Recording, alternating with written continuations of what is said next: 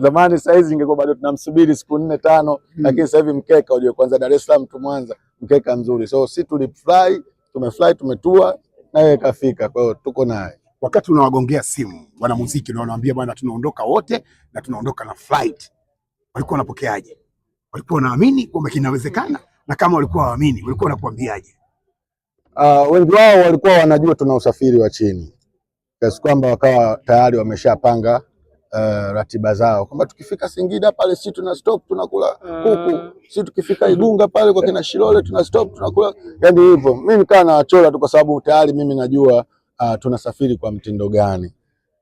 Zimebaki siku kadhaa kama 3 hivi, nikawapenyezea hizo taarifa kwamba jamani, tiketi hizi hapa, tuna fly na ya Tanzania. Nafikiri sijui wenyewe walijisikiaje, lakini mimi naona wote tumefurahia safari na tumefika salama Mwanza.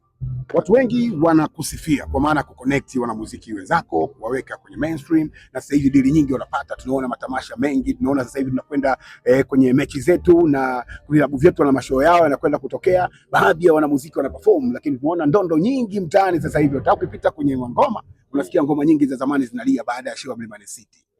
Unapewa sifa hizo na wanamuziki wenzako, na kama wanakuongea wanaongea kwa herufi ipi?